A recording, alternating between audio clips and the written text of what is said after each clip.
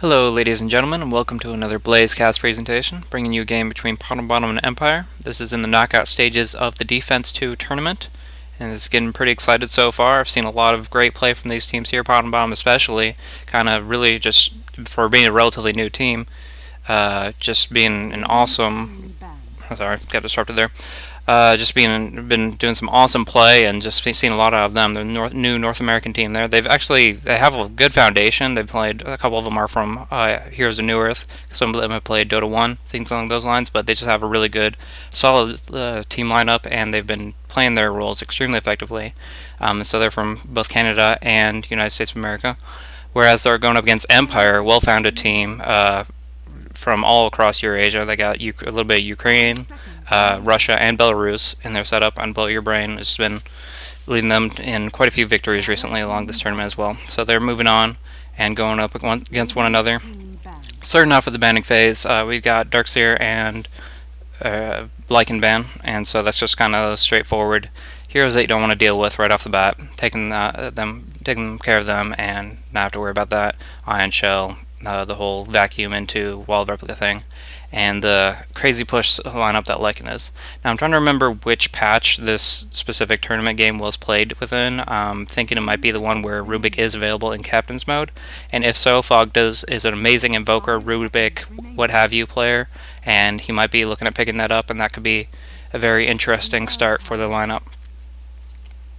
I'm assuming that his name will switch when he gets in. I'm pretty sure the drafter right now is definitely Fogged, even though his nickname currently does not express that. But they do have one stand-in player for Way Too Sexy, and his name's Sender. I don't obviously know him. He's kind of generic there, but overall, just looking forward to the action that's going to be coming up. These two teams have not met each other in the tournament yet, but have been shown a lot of prowess thus far, and they're moving forward. The Chen ban does come out, possibly Enchantress ban after the fact, just because they do have a really good support player on their team, and either Tides of Time or Sneaking can do decently on that, mostly Tides though. But Chaos Knight does get banned out, and that's just because he does have a lot of potency in the early game, a very randomness factor that a lot of heroes don't want to deal with, and the players just know that and make sure that they're not going to have to worry about that kind of thing. And coming out to the last bans, now it is going to be first pick for PotM Bottom. So they're going to be looking at what hero they want to grab first. If it's going to be the Invoker, if it's going to be a Leshrac, something along those lines. It's not going to be the Invoker. They do ban that out for themselves. So they have the options of Leshrac, Rubik, even a Tide maybe. And Nature's Prophet is also a really good pickup they might be looking towards. But we'll see if that Enchantress ban does in fact come out for Team Empire, or if they're going to be going for something else. Yeah, just to reiterate, this is a BlazeCast presentation. I'm still relatively new to casting, but just listen to this, and if you got some feedback or any comments or criticism, feel free to leave them in the comments below this video, and I'll check them out later. But definitely want to just improve my casting and try to bring some more of my talent to this field and see if I can present that. That's why I'm casting this whole tournament here and having a lot of fun while I'm at it. But Broodmother is actually going to be the first pick up for the Radiant team, PotM Bottom, and it's interesting that they're going to be doing that. Kind of doing a lot of pressure on maybe a suicide lane, something along those lines. Definitely going to be picked up by Owie 2000. He's played a lot of really good Broodmother. However, the counter picks like crazy. Sand King and Leshrac coming out immediately, both of them being very destructive against the Broodmother's Spiderlings there, with the Split Earth and Lightning from Leshrac, the Caustic Finale, of course, from the Sand King, as well as just some good Sandstorm action. Really, two really great counter pushers in that sense when you're going up against that Brood, and going to have no issues there. But the Enchantress does get picked up. He wasn't banned out, and they also go for a Tinker, so they get a little bit of global presence there. Whereas the Nature's Prophet did get banned out, they don't have the teleport. But once that Tinker farms up his Boots of Travel in whatever lane he may reside within, then he will have a lot more mobility and a lot more presence across the map. Most likely, as far as lanes, what we're looking at, just from what I've seen, possibly the Broodmother going top and the Enchantress jungling and Tinker going for the solo bottom. But that would leave a dual lane mid, and that might be a little awkward, so it really depends on what they pick up for the last two. And now we have to see what Empire will answer back with. Obviously, the Sand King and Leshrac were kind of a counter pick, so now they kind of have to be more building towards their lineup and seeing what they want to do with that. If they want to do kind of like a Shadow Demon Morphling lane with a Leshrac, or if they want to pick up, they're not going to do Earthshaker. They already got the Sand King, so Lesh Earthshaker is definitely out.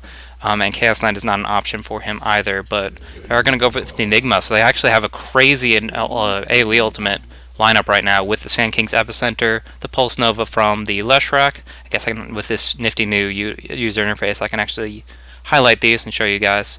Obviously, the Epicenter, the Pulse Nova, and the very famous and iconic Black Hole of the Enigma, enabling them to, in a large AoE, disable the enemy team and do huge amounts of burst magic damage in that short time period that they are completely disabled. Now, looking at the lineup of PotM Bottom, they actually have no abilities that are able to stop Enigma's Black Hole outright. Orchid will be picked up on Broodmother towards the mid game, or hopefully towards the early game if he's doing effectively in lane. But right now, Broodmother, Enchantress, and Tinker, not a single one of them have a long-range stun that can stop that black hole, and you really need to stop those channels in order to really negate their danger. So definitely PotM Bottom going to be picking up some stunning heroes or some silencing heroes as their last two, because just out of necessity. Maybe a Vengeful Spirit could be an option, but they did ban out the Beastmaster, and Venomancer also gets banned off. And I honestly don't, like I said, I think they need to pick up some stunners for PotM Bottom. So Venomancer was probably not something they were going to pick up, and I think a Crystal Maiden ban might have been a little bit more prudent there. However, that's what they want to opt for. But Morphling ban does come out, and they're not going to. What they're worried about is more AoE magic damage and more, what do you call it? Just kind of split push ability, with the fact that they already have the Enigma with his Eidolons and things along those lines. The Rubik ban does come out, probably the best counter to Enigma, because what better way to knock out a black hole than with one of your own? That double black hole fight's always fun, but not going to happen this round. Rubik does get banned out. He was in this patch set, but he gets taken off. And instead, like I said, the Venomancer ban did come out, but they really are looking for the mini stun from the Crystal Maiden. She has that Frostbite, and when if she casts it on Black Holing Enigma, it will negate that ultimate, and that's a good support to have in the lane. And now they have a lot more flexibility with their lanes. If they want to dual lane Tinker Crystal Maiden, or support him bottom, or if they want to dual lane mid with somebody else to try and shut down if the Leshrac is mid or whatever. 10 seconds remaining. But yeah, so what we got here. As far as who's going to be playing it, I've seen Jackal play a really good Leshrac, but Scandal's also really good. Whether he wants to play like a Queen of Pain to add to their AoE ultimate is a good question. But he does a really good Queen of Pain. He does a good Leshrac as well, and so he has good potential there. Blow Your Brain probably going to be in the Enigma, but who knows? Obviously, they are all skilled in multiple roles, and if they want to flip-flop it around a little bit, so be it. That's definitely something that can optimize their lineups quite a bit. But they're really what they're looking to do is kind of burst down and shut down that Tinker really quickly.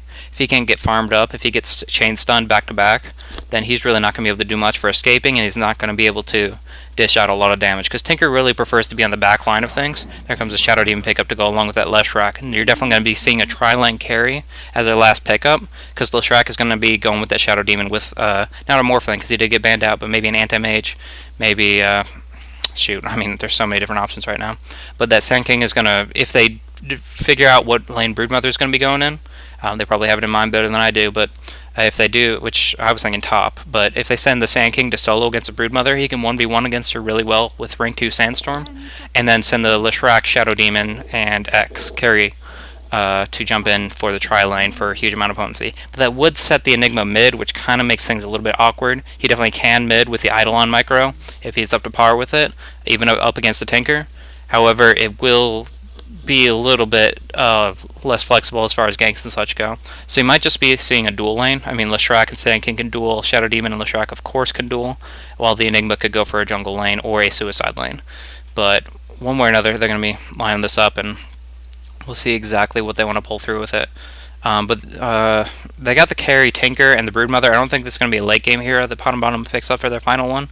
More likely they're going to be looking for something that can either go mid with the Crystal Maiden for very destructive potential, or, okay, they got the solo Pugna. So Pugna's a really great pickup. It seems a little bit weird, but the fact that they're facing 4 intellect heroes means one big thing. They're all going to have a lot of mana. They're going to have high mana cost spells. This Nether Ward is just so powerful, negating the benefit of the team. as far as when they're casting huge mana cost spells. A black hole, if you rank it up to rank 3, you're looking at a, what is it, 400 mana spell, and with a 1.5x coefficient on your damage multiplier, that's a large amount of damage to Enigma. He'll almost take out half his own life just casting a big black hole.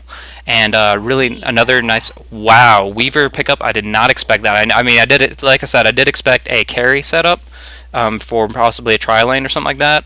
But Weaver is something I have not seen in a long time. Honestly, not since the International, as far as being a high tier carry. He just, the 4 Protect 1 style kind of faded away.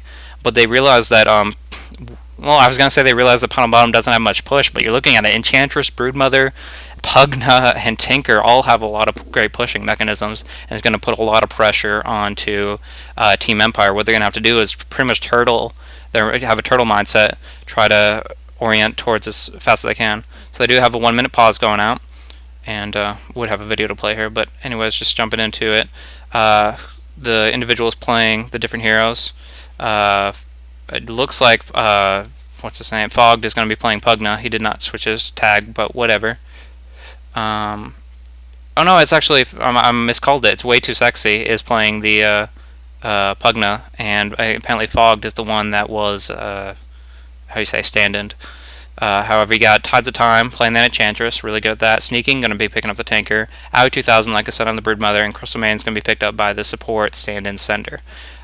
You got Scandal on the Shadow Demon. You've got Jackal on the Lishrak, like I said. And then J4 is going to be on the Enigma. And then the remaining 2 on Sand King and Weaver.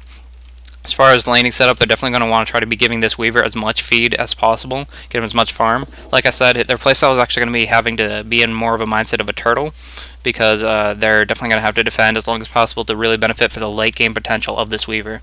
Weaver can easily outcarry a Tinker and a Broodmother. He does have to watch out for the chain sheepsticks from that Tinker, but he still has a lot of potential as far as just dishing out so much damage if he can get that Radiance up or something along those lines.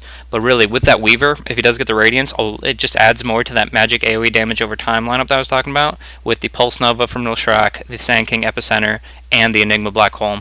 Just a lot of potential damage there, and that's going to be very, very interesting right off the bat. And with that, Weaver does prefer to have more, although he can benefit a lot from tri-lane, more often than not, he prefers to have a more of, not a solo lane, but a lane that they're not sapping too much experience from him. So he's probably going to have like a duo with a Sand King roaming in and out, or a Shadow Demon roaming in and out, and that might be on the bottom lane, or it might be on the top lane versus the Broodmother, depending on how they want to go with their Sentry Wards.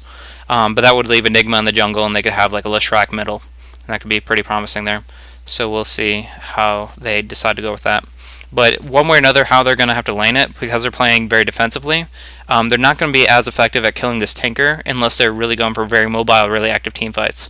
I mean, it's always a benefit to kill that Tinker really early on and delay his boot to travel. However, that will always leave your Weaver vulnerable, and if PotM Bottom picks up a lot of good Dust Sentry action, it's going to be really hard to keep that Weaver safe, even with his very mobile Shikuchi, to escape out of those destructive setups there. So we do have this rather extended pause going on. They're just kind of chit-chatting back and forth while they're getting it together.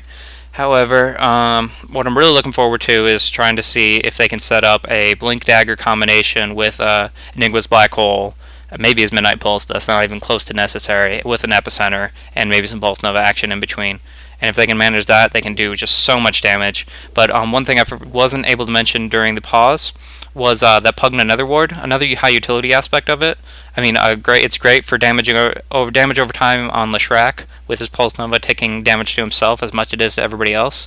And of course, just hurting everybody else gradually. But one other great aspect of it for Pugna versus Sand King is a Nether Ward actually, when he starts his Epicenter, will actually do a little bit of damage to him if he's in range of the Nether Ward, which will put his Blink Dagger on cooldown. What that means is that he's not going to be able to Blink Dagger until a full second after his eruption has already started. That will knock out a couple of his pulses and will make his ultimate that much less effective. And so that's a nice little kind of sub-counter in a very subtle way, but it can really, really keep your team alive to that extent. And he'll probably be looking at picking up the Mechanism and then Crystal Maiden the Pipe. But I I could see Enchantress picking up one of those, but generally she prefers just to go for a mobile ganking and damage output type build after she gets her smoke and a couple of wards. Alright, so they're not actually going to be unpausing just yet, so we do have a little bit longer here. I'm kind of dismayed it is taking this long to get into the game. But as far as lane setups, I've kind of called it already, but most likely you're going to be seeing the Enigma in the jungle, solo Weaver with a roaming support, so kind of a pseudo duel, and then coverage, the Sand King specifically opting to go up against that Broodmother whenever possible. And Hour 2000 plays an amazing Broodmother, so they're going to have to be very careful how they play up against him, whatever. But he does, he obviously goes for the standard Spiderling web build, but it can be just very destructive if you leave him alone in the lane. He can do a lot of harass on the enemy heroes of that lane, and he can do a lot of pressure on that tower right off the bat. And it's really going to be how quickly PotM Bottom can push down these towers with March Machines, in Summons, or Nature's Attendance, and Enchant ability, utilizing that to push down towers quickly, along with some action with the solo mid Pugna using his Nether Blast.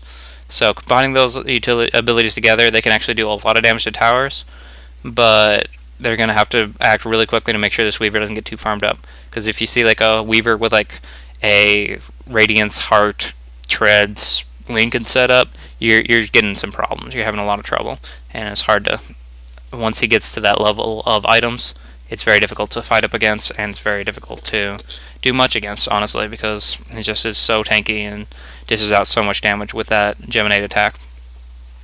But he's just a hard carry, and it's kind of going for that 4 Protect 1 style, and finally we're going to get the unpause. So jump into the item list, showing you guys what they're all starting with. Tanker picking up a bunch of branches, going for a lot of last hit potential in lane. So he's going to be going up against one of the harder lanes to try to make sure that he can maintain that. Usually you don't see that much action in that respect. Is he going to be going for a fast bottle? He does have 100 gold saved up, so that's possible. He is going to be going for bottom, I guess supported by Crystal Maiden possibly. Definitely Enchantress is going to be, unless they might be doing an offensive tri-lane because of that Weaver pickup. They wouldn't have done it without the Weaver pickup, but they might have been thinking that Weaver might have been going top and wanted to go for an offensive tri-lane aspect with this Enchantress in the enemy's jungle, and then Crystal Maiden with the Broodmother there.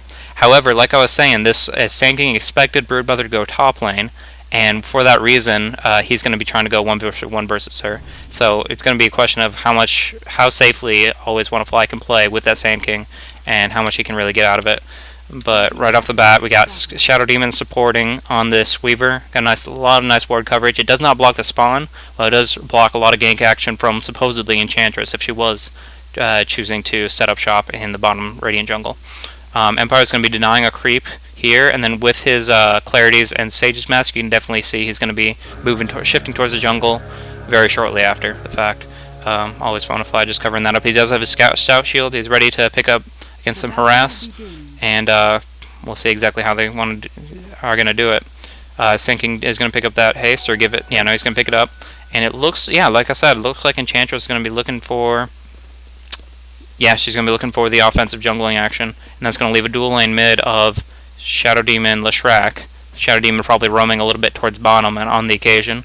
But honestly, Weaver versus Tinker, they're both going to be pretty evenly matched as far as farm goes. I think Weaver might have a small benefit in the fact that he did get a lot of. Actually, they both got a lot of branches, so they have a lot of last hit potential. But we'll just see the back and forth of that. However, what really is getting shut down is this Pugna. He really has to just stay in a very safe place, because this disruption combo with the Split Earth is going to be doing a very large amount of damage. It's going to be bringing a lot of pain to him, and there's not much that Pugna can do to escape from that. And Weaver's kind of being already very aggressive. He has a lot of regen to eat through. Actually, about the same amount of regen, but they're a lot of damage coming up on Always Wanna Fly. They did get the Frostbite on him level 1, so he's going to be alright, but he did have that Caustic. The benefits of the Caustic, if you're going against a solo Brood, is you can knock out and harass her off the lane just by her being there. However, if she's up with some support action with this Enchantress and this Crystal Maiden, you're actually going to be putting yourself in a very vulnerable spot. You're not going to get those auto attacks on the creeps. You're not going to be able to do much with it. But one advantage that the Dire team does have, Empire does have the Enigma in the jungle, and they are going to be able to farm up that jungle decently with the fact that Enchantress is not currently counter-jungling specifically, but they're putting a lot of pressure on this top tower, and that's exactly what they need to do. They're putting these creeps to tank it, the Satyr Hellcaller and the Ursa Warrior, pressuring Sand King off the tower. They can use the Spiderlings, spawn Spiderlings, and they're going to be already bringing this tower down below half health.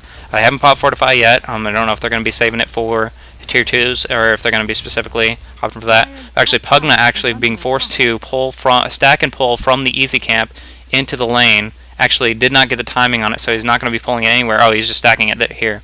So he's getting a third, was trying to go for a third stack on it, did not happen.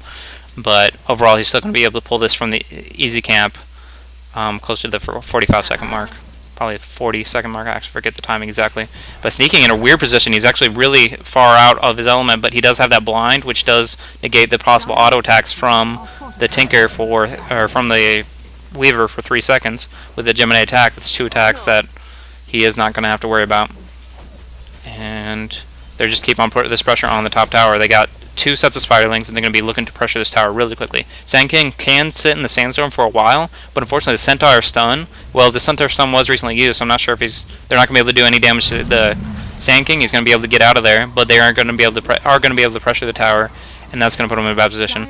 Weaver has to really watch himself with this the amount of damage. He's so lucky with the fact that the Marching Machines was just barely clipping him, but he was able to hide in a perfect spot and not have to worry about it. But he did bring Tinker to low health, and he did survive. So as long as he gets out of that bad position, which is, yeah, he's full health, and he's going on the Tinker. He's going to get a couple auto attacks in, and one more. Yeah, they'll bring him down. The blind did not activate until after he had thrown out that auto attack, which means he was able to get that last auto off and get the first blood. So really huge advantage to Weaver in that lane now. He's got his bottle coming down. Probably going to be ferrying that up with the courier a lot. He's not going to be looking for runes. He's going to stay in his lane and just use it for the regeneration. And that'll mean that he doesn't have to opt for like an early perseverance. Shadow Demon coming up to rotate top, and he does get the disruption on the Crystal Maiden with all the damage coming from the Malefice and the Sand King Burrow Strike.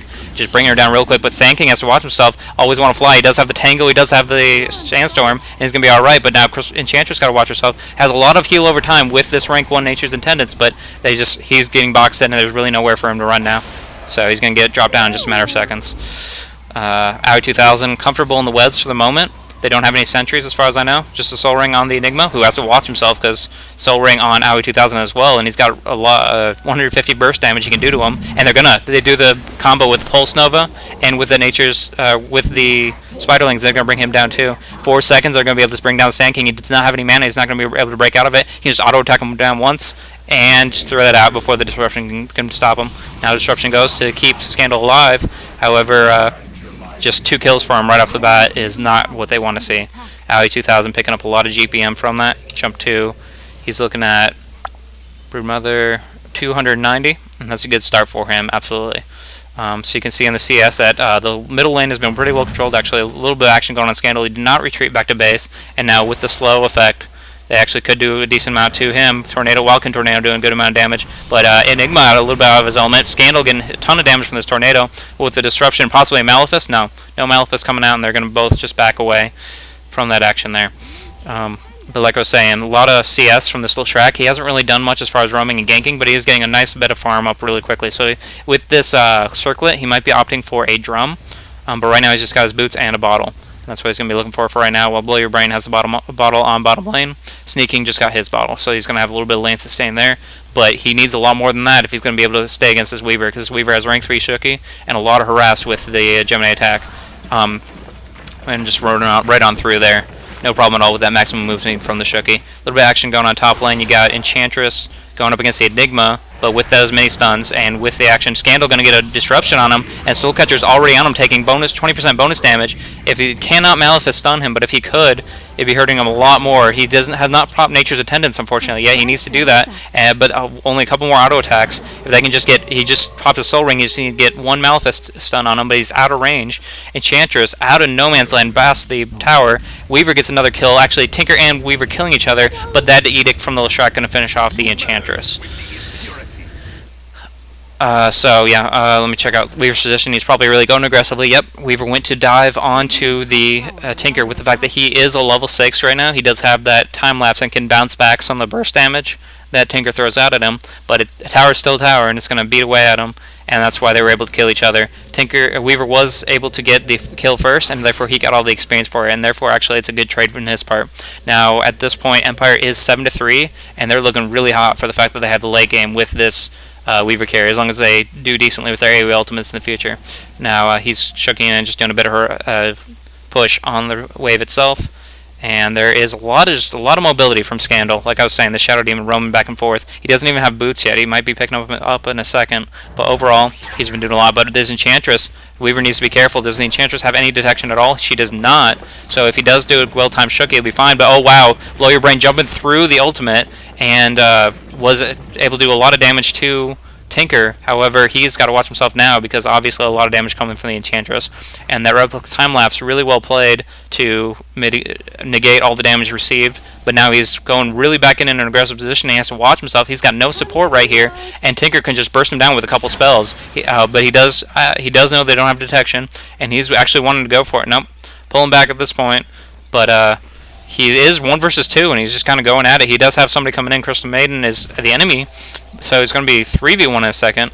But right now he's just throwing those beetles out and getting a kill on Enchantress, just knowing exactly how those mechanics work. And Sender not getting that Pulse Nova off on him, or the Crystal Nova off on him, is going to be just allow him to get away, and that's not what they want to see at all. Now Jackal dives onto Pugna, gets a kill on him, and now going to push down the tower. The Edict did a bit of damage to it, and with that regeneration rune, he's going to be plenty filled up to get the last hit on it right now. Actually, Dyer gets it, but at the same time, a tower's a tower. And that's just kind of showing a lot of control for the Empire. Aoi 2000 getting dusted on by Enigma, and they did get the Malefice done along with that Burrow Strike. He's trying to get out of there. He does only have to live for about 6 more seconds, and he's pulling all the way back to the enemy, where the enemy tower was. But overall, that's just going to buy him enough time to survive, and now he's regenerating up. And Empire has to watch himself. Nope, dropping down with that Swan Spiderling, and Aoi 2000 got blocked by his own creeps a little bit, but he should be alright. Yeah, Caustic's not going to proc on anything, and he's going to get out fine. He's probably going to have to go back to base, though, unless he's going to sit in the web and regenerate. He does have rank 4 webs. He gives 8 health regen. That's going to be really effective for him. Jackal really wants to go as on his track to dive past on him, but he doesn't have any detection, and little does he know there's actually 3 members of the Radiant team, bottom, setting up and ready to go on this Sand King here. And he has to watch himself. Frostbite coming in. Oh, nope, they did not do anything there. He does not have any mana for Burrow Strike, though, and it's only rank 1 Sandstorm, so once it dissipates, he's just going to get out right here, and with a couple of attacks from Aoi 2000, he's going to drop down just real quick.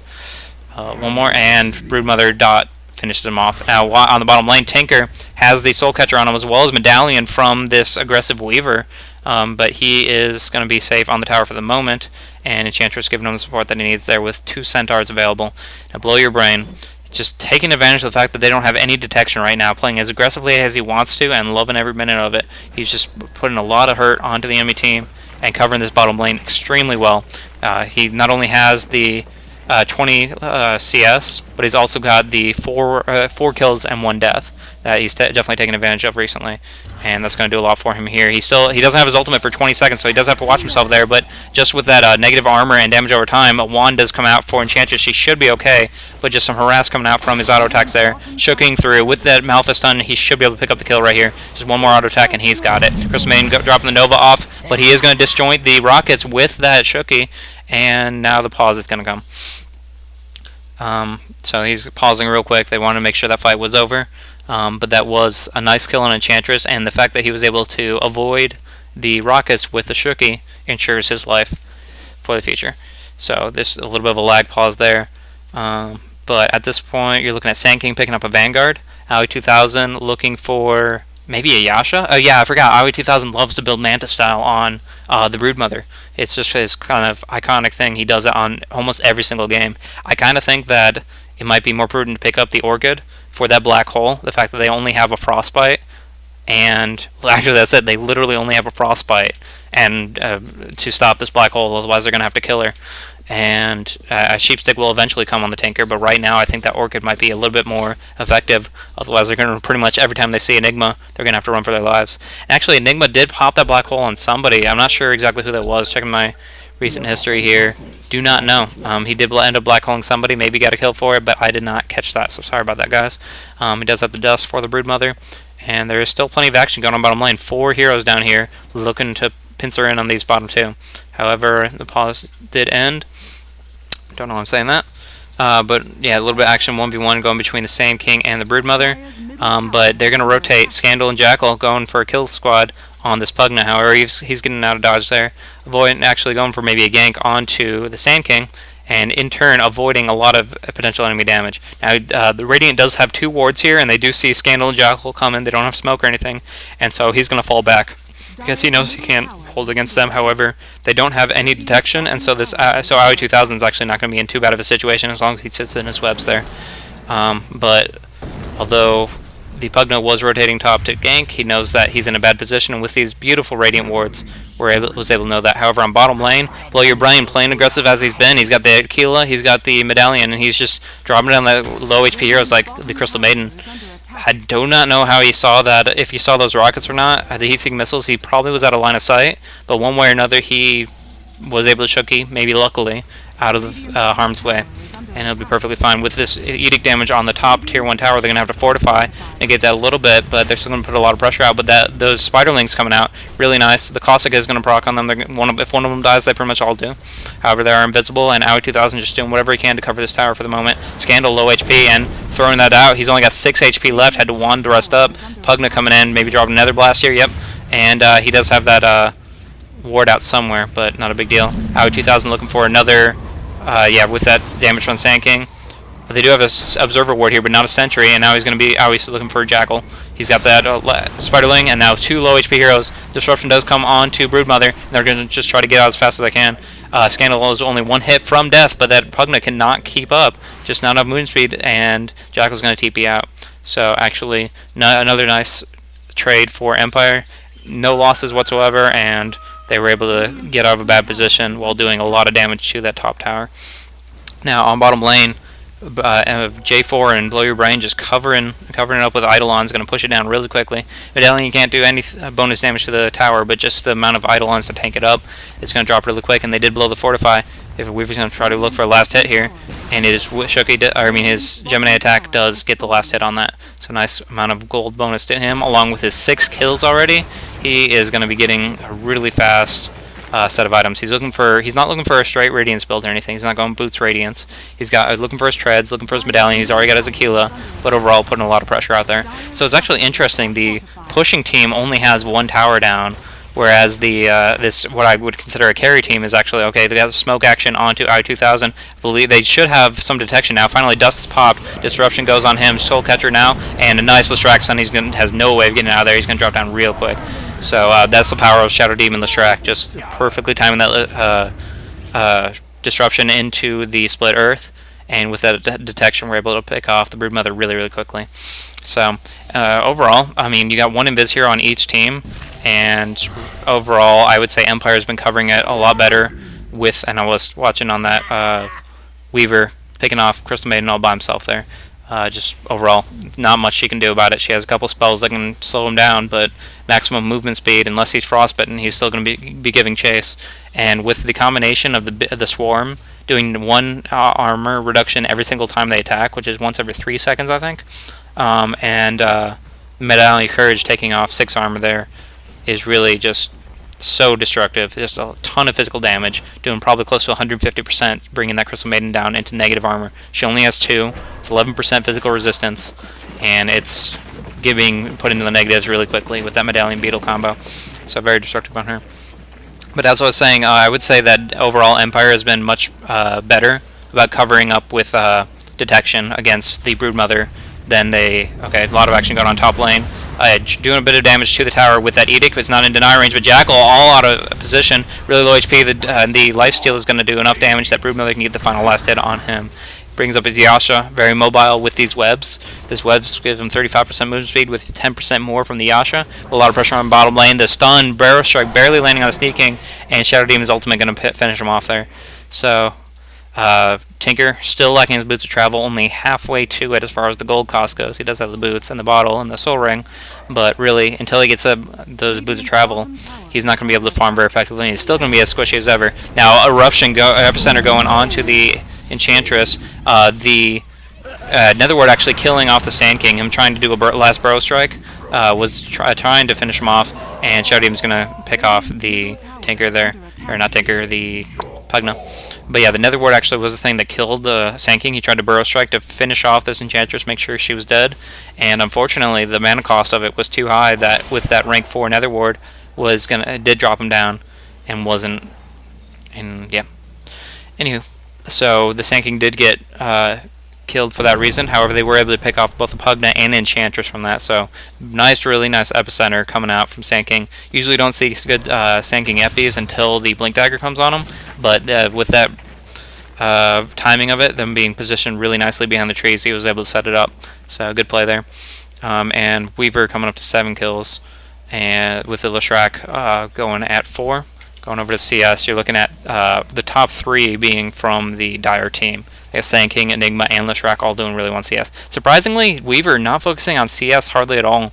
I mean, 41, it's okay, but for 16 minutes he can be doing a lot better if he is focusing on it. Instead, he's playing more of an aggressive style Weaver that's not, although it has potential to scale late game, it's really not that big of a deal one way or another. Top tower does get denied real quick by the Brood Mother, making sure he can't push onto it and doesn't want that threatened.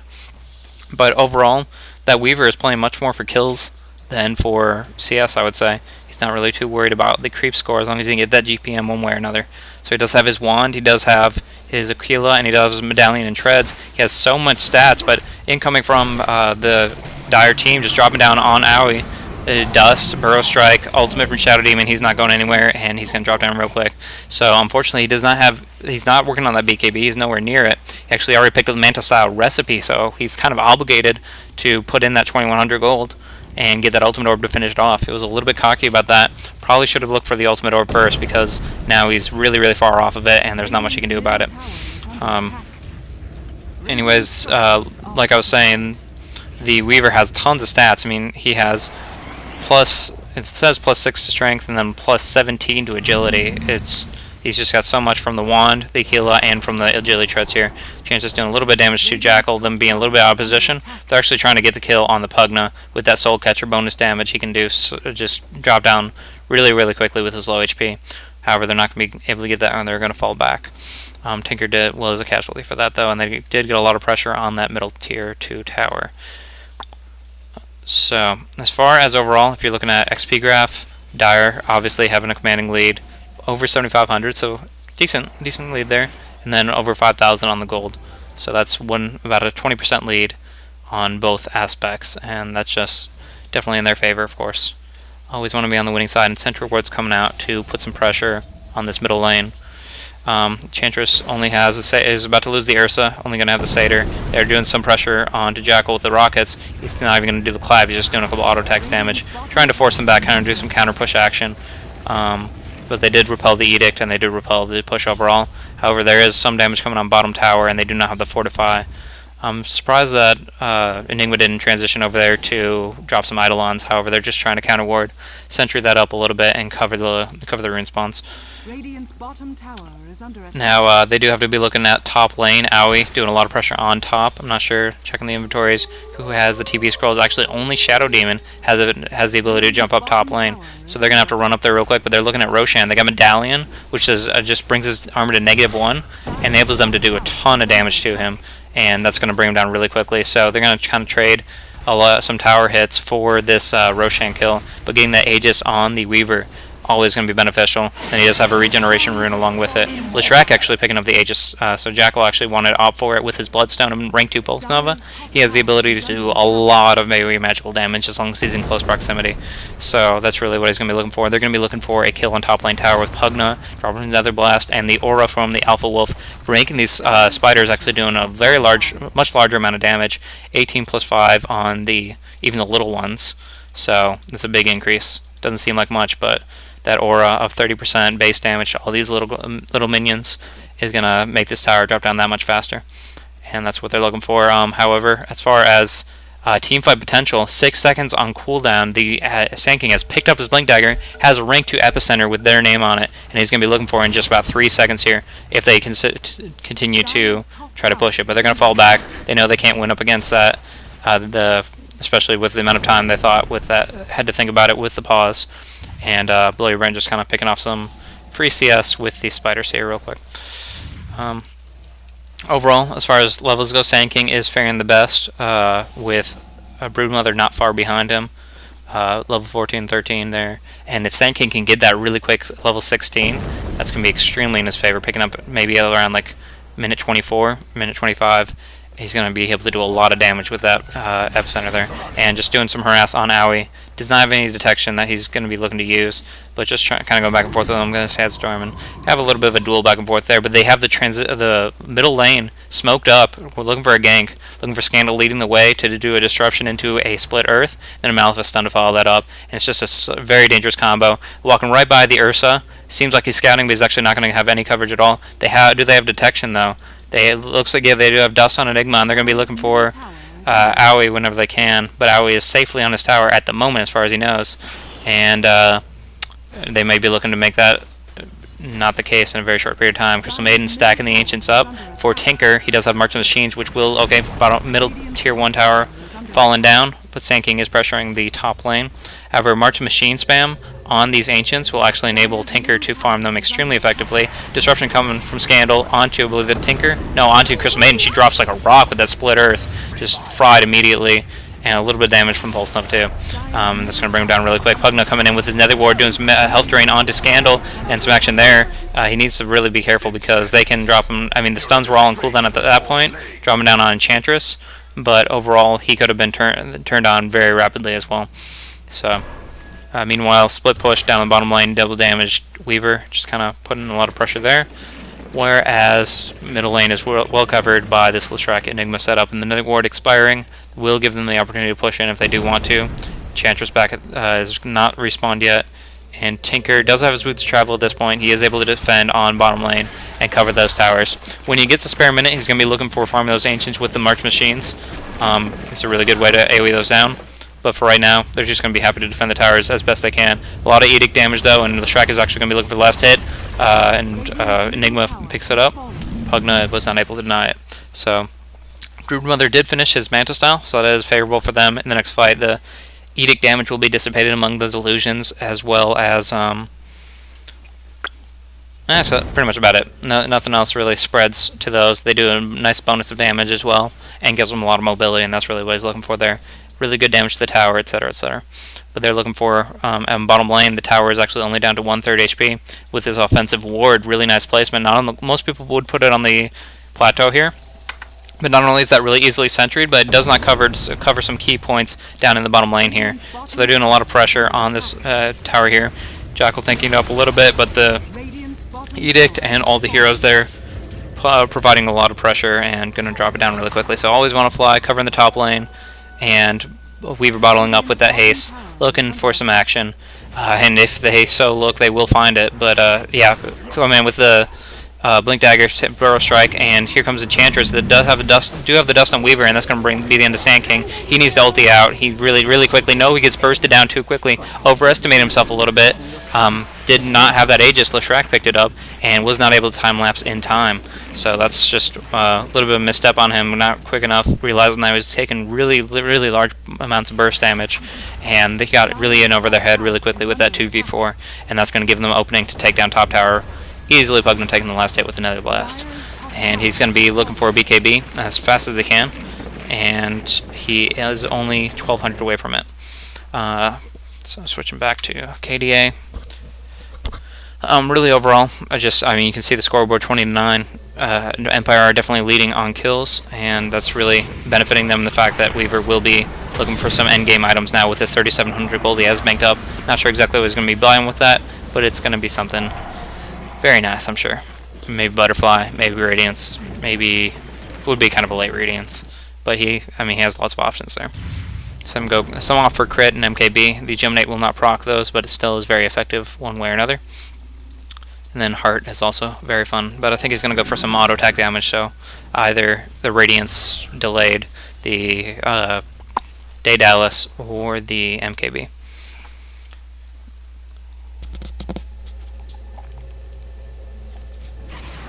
Oh wow, Sneaking has to watch himself. I mean, it's only Scandal at the moment, but he did pour down the bottom lane just in time for Scandal to do some pressure to him. However, Enchantress coming up, and if he can get... So, oh, wow, he just bursted him down too hard with the Shadow Poison, with the ultimate combined with his Soul Catcher, he was able to do a lot. Wow, Tides of Time getting juked really hard. He just barely went inside the nook in the trees and was able to TP out.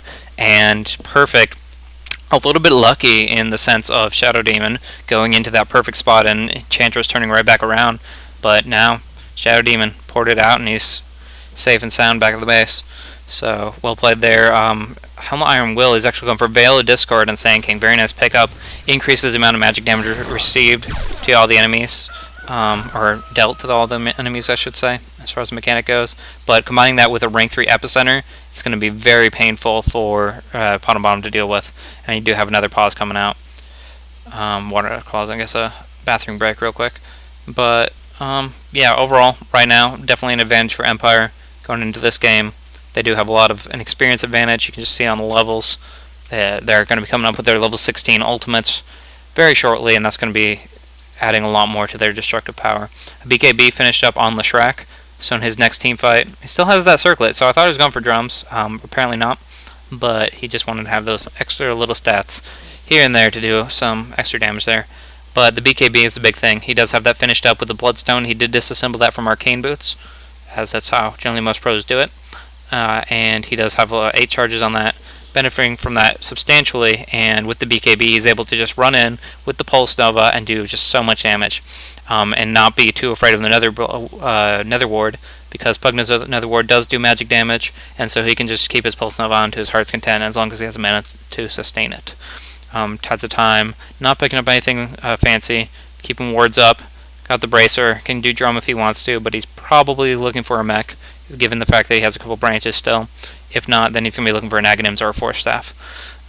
But interestingly enough, Enigma going for a BKB. I don't know how I feel about that choice. BKB, generally a good option if you have a lot of disables potentially on you.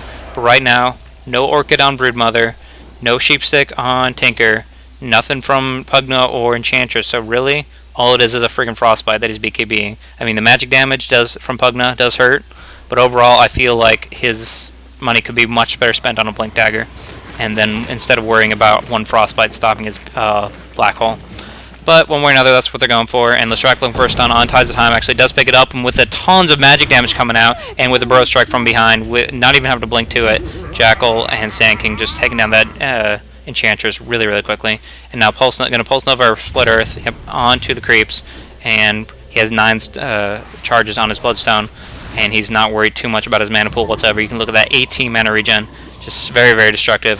Jackal Owie 2000 trying to do as much damage as it can on the top tower. Actually doesn't get but a single hit on it. Sand King keeping that covered up really nicely there. Looking for his Daedalus, going to be his next thing that he's going to be going for. But now he's the one that he didn't actually go for a BKB. BKB usually a very common pickup for Broodmother, not only for the damage combined with the lifesteal, but just for the ability to kind of keep on auto-attacking. His lifesteal is pretty much a 100 constant satanic buff, and he really wants to focus on the ability to maintain that lifesteal. If he gets disabled with, let's say, Malphistun, Split Earth, or the Sand King Burrow Strike, actually, Crystal Maiden has to watch himself. Does a nice, really nice juke here, and is actually going to get out for it. He moved, instead of through the trees, he moved on right up just in the north, and was able to TP out, avoiding Scandal. It's very, very painful. Pulse Nova from taking him down. But Malphistun does go on some Dark Troll Warlord, and he's not going to be so lucky, taking a dirt nap there. But like I was saying, no, that's not what I was saying. I was saying BKB on Broodmother is generally a better option. The fact that there are so many potential disables coming in from this team, but overall, I guess he's just looking at damage and trying to put some pressure back in the other direction. If he did have the BKB, I feel like there's a lot more magical damage that he would be avoiding, and that would actually increase his survivability substantially. But that's his call, not mine. So he does pick up the crit, and Radiance actually does finish on the Weaver. Now he's looking at a gem in his inventory. Whether or not he chooses to carry it is still remains to be seen, but he does have the gem available. Did put that money into that, and he has the Radiance. So not only can he do a ton of auto attack damage, that Geminate proccing, okay, the double damage skewing it a little bit, but Geminate proccing that full bonus attack damage of plus 60. And then also doing a bunch of AoE magic damage, making it so the longer the fight goes on, the happier this guy is. Just dealing more and more damage, melting enemies over time. And the fact that he has so much survivability with this time lapse and possibly a heart he might be looking for next. Now he has this gem in his stash. He does not have it on him at the moment, so he's not going to be able to chase down this Aoi 2000. But he's going to kill out these spiderlings really quickly. Aoi trying to do some damage onto him with his ultimate, but overall just the mobility of Weaver showing that that's not really going to be an option for him. And now they are, oh wow, he's got to watch those. Time lapse is really what he needed to be dropping right there. He only had a mini stun on him, so he could have time lapsed out of it. However, he just did not expect 3 people to come out of nowhere like that. And with that Sentry Ward dropping down combined with the just damage from Enchantress and Crystal Maiden, he got dropped like a rock. And that's where he really needs to see some more survivability. Some go Vanguard, some go Hood or Pipe. I would opt for the Heart as soon as possible. Pretty much what I would say would be the best option. Tanking coming up. He does have a lot of damage potential, but it's 1 versus 3. He needs to kind of focus on covering his towers more so because he does not have any vision in the area at the moment. Meanwhile, Enigma actually farming the enemy's jungle. Did finish off that BKB, so we'll see if that actually does aid in his upcoming team fights. Scandal has not picked up really anything, just focusing on wards, focusing on the supportive aspect of covering all the lanes, covering vision, and smoking up to do the ganks. But some action going on Roshan here with the Edict. Do not have the medallion to do the extra armor reduction, but should have the Eidolons to tank it up. Whether about to split, just one or two more auto attacks, and the Eidolons should be able to split here. Once they do split, they should be able to tank Roshan for a little bit of time. Or McCann's on J4 can do that as well, one way or another. But they are doing a decent amount of damage, taking to him. He's down to half health, and it does take them a little bit of time to get that accomplished. But Weaver's going to be swooping in here in no time at all. Probably shift the gem to somebody else and pick up the Aegis for himself. Or actually, he decided to drop the TP scroll, and that's what he's going to be working on. So he does have the Aegis, he does have Radiance, and that increases his potency all the more. Smoke comes up, and they're going to be looking for a gank. Possibly onto Aoi, but he is a very, like I said, mobile hero. His MS is up to, wow, it's actually pretty much maximum movement speed now. With that web, with that Manta style, with the treads, he pretty much has max movement speed. And it's going to be hard pressed to take him down, but if anybody can, this chain stun team can, but he's going to TP out, and that's not going to be an issue for him. But they did have the gem, and they did have a lot of stuns. He doesn't have BKB, so they could, if they had caught up to him, he would be knocked out real quick. But fortunately for him, he kept good map awareness, and even with the smoke, they weren't able to pick him off. Now they're making sure that he did not just hide, he is actually gone, hiding up on this tier 2 tower, safe and sound. Tinker looking for, he's got a Force Staff now, able to refresh that and keep mobile during the fights. Like I said, he kind of likes to stay in the back and kind of shoot from behind, not get too far into things, and the Force Staff will enable him to kind of keep that focus on and kind of manipulate his distance, if you will, in the team fights.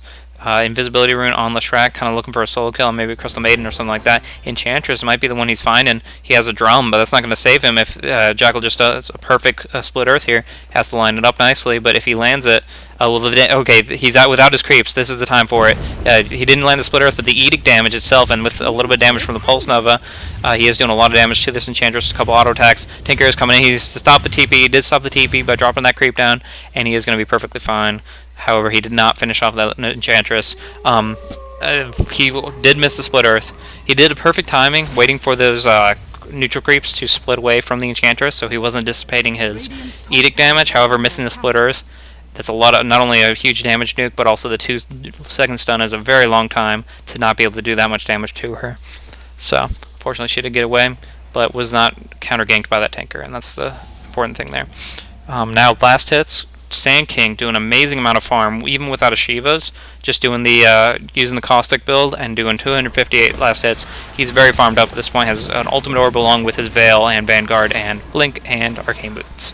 So they have a huge gold advantage. If you'll see real quick, up over 12,000 now. Actually, probably like 14,000.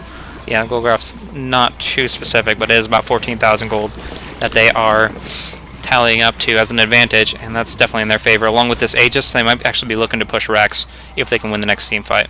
It hasn't been really a big 5v5 team fight, and that's mostly because of PotM Bottom's positioning. They haven't wanted one. They don't want to have to worry about this combo of Leshrac, Blink Epicenter, Black Hole, which Enigma does have the Blink Dagger. I'm not sure how long he's had that, but I think he just recently picked it up.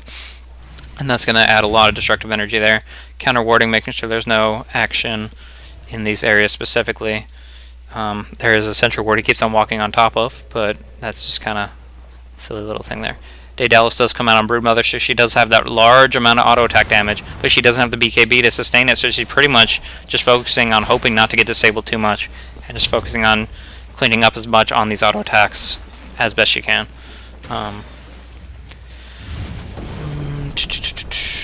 Boots of Travel on the Leshrac. He did, when he disassembled the Arcane Boots to his Bloodstone, he left the regular boots until this point, and now he has the Booster Travel, which gives him a heinous amount of mobility. He's very going to be able to be wherever he needs to be if he needs to teleport top to stop the Broodmother or whatever he decides to do.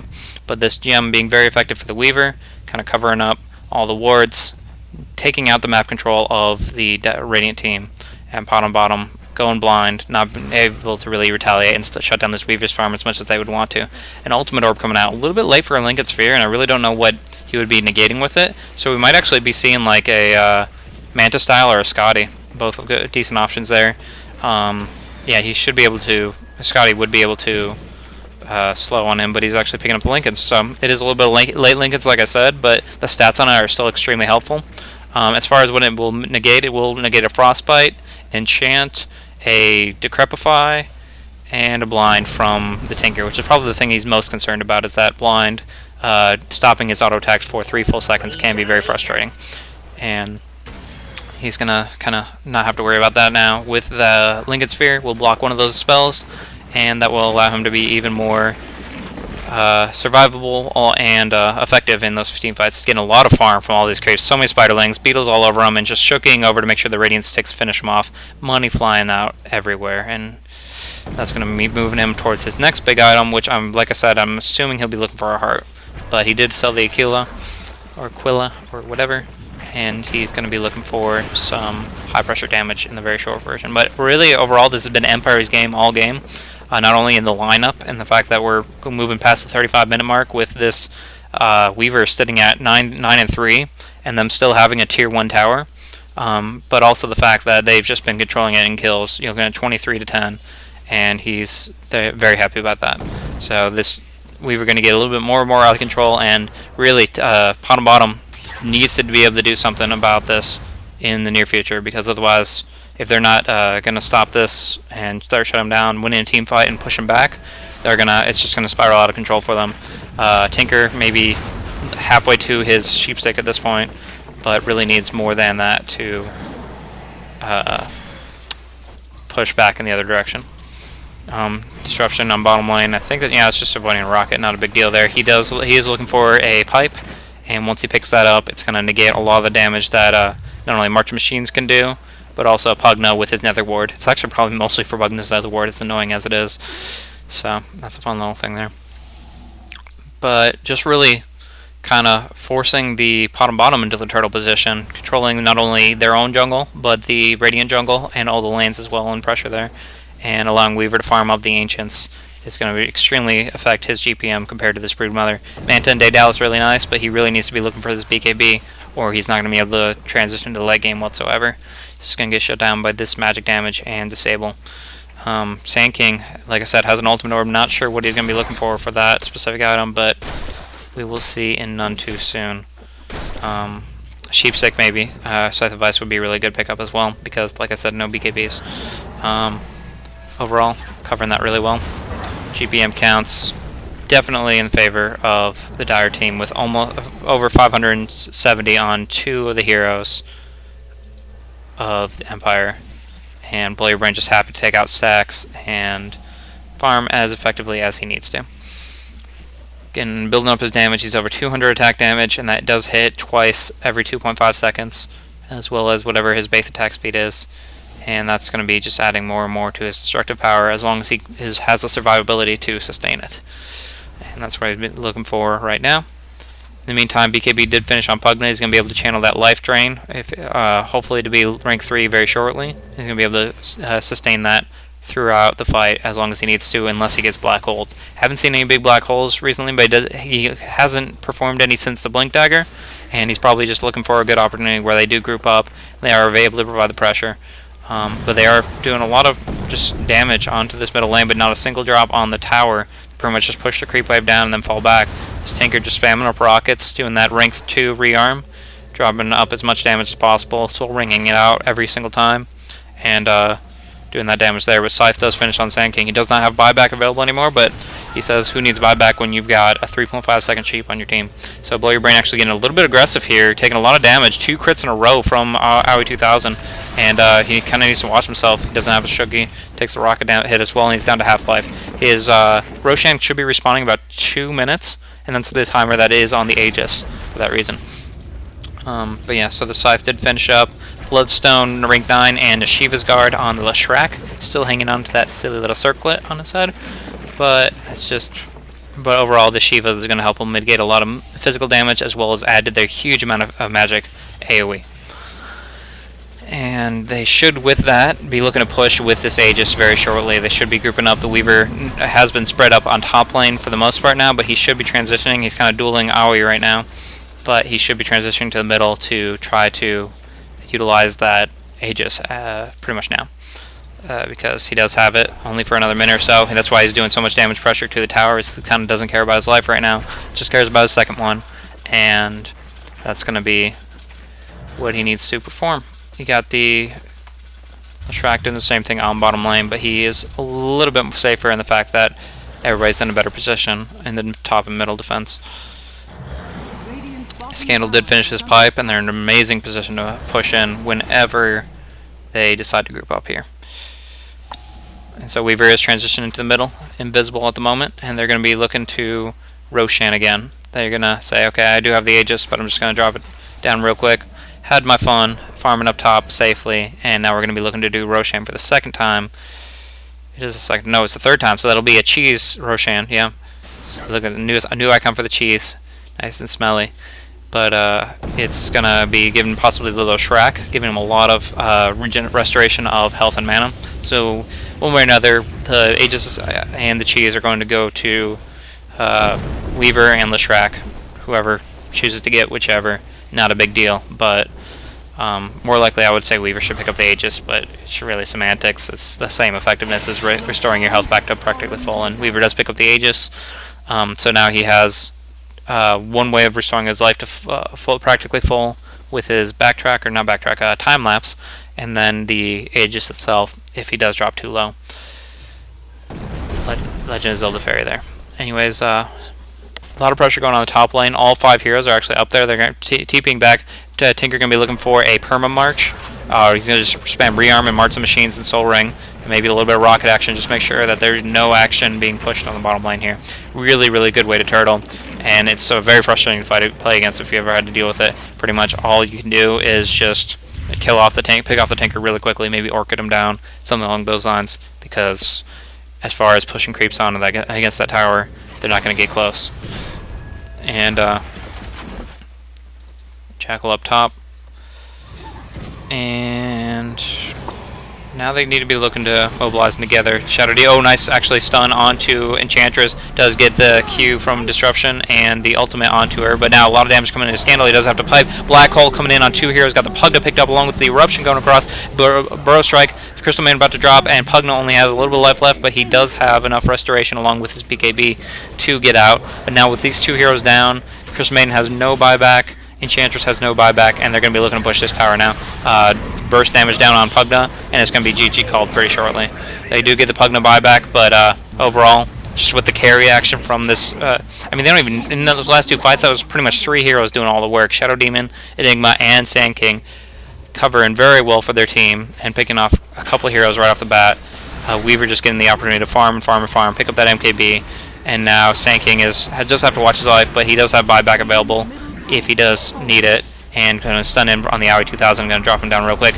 Another Eruption, or Shadow Demon ultimate coming in to purge him down and do that burst of magic damage. They do not have mana for mech, but they do call the GG. I know they just can't hold against it. Can't even hold against 3 heroes, so a little bit disappointed that didn't get to see all that action from Weaver. He does have a lot of damage that he can bring out, but really, in the past, I'd say 20 minutes even, really, he's mostly been a farm, building up from 20 CS all the way up to 328. So he's done extremely well in farming, but really would have liked to see his carry action. They really didn't go versus him too much because they knew that they couldn't, and that's just kind of how the pros play it.